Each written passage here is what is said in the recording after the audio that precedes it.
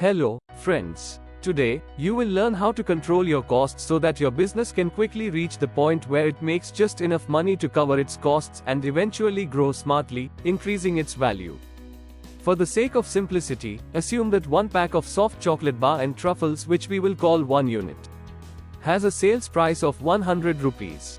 When you sell 1 unit of soft chocolate bar and truffles for 100 rupees, the cost of materials is 63 rupees. Also, add 3 rupees for bottling and packing and another 3 rupees for transporting and distributing the soft chocolate bar and truffles. Plus, 3 rupees goes to marketing and advertising.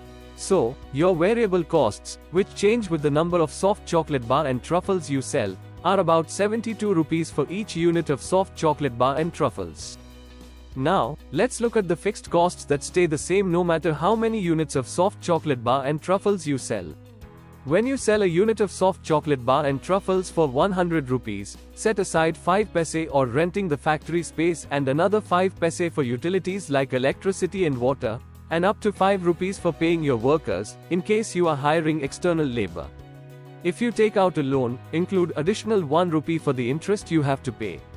All this adds up to around 7 rupees of fixed costs for each unit of soft chocolate bar and truffles. When you add up both the fixed and variable costs, it costs you 79 rupees to make each unit of soft chocolate bar and truffles, which is sold for 100 rupees. This means you make a profit of 21 rupees for each unit of soft chocolate bar and truffles. However, you may have to pay 6 rupees in taxes, so after taxes, your profit is around 15 rupees per soft chocolate bar and truffles. This is a simple way of saying that your net profit margin is 15%. Now, for the planning part. You have 2 choices: either reinvest some of your profit back into the business or use the money for yourself.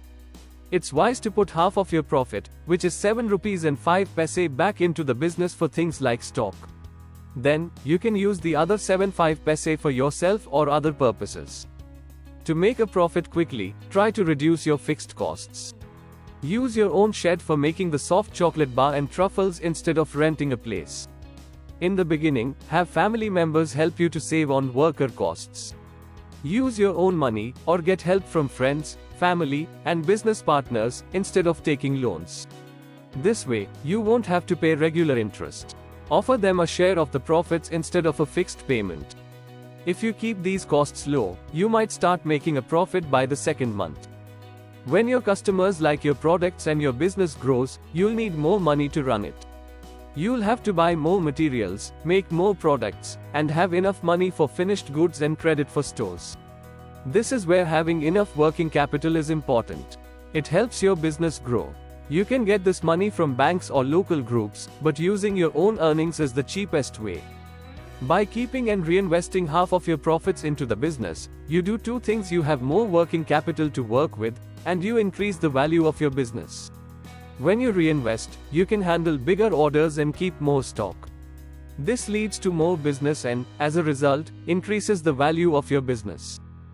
Let's look ahead. If you continue to grow the number of stores, your business could be worth 53 lakhs rupees to 67 lakhs rupees at the end of the first year.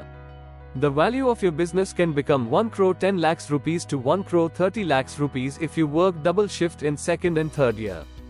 The more money you put back into your business, the more credit you can get, the more you can sell, and the higher your business value will go. All the best. చూసినందుకు ధన్యవాదాలు. దయచేసి like చేయండి, share చేయండి. Vyapar coach ఛానల్కు subscribe చేయండి.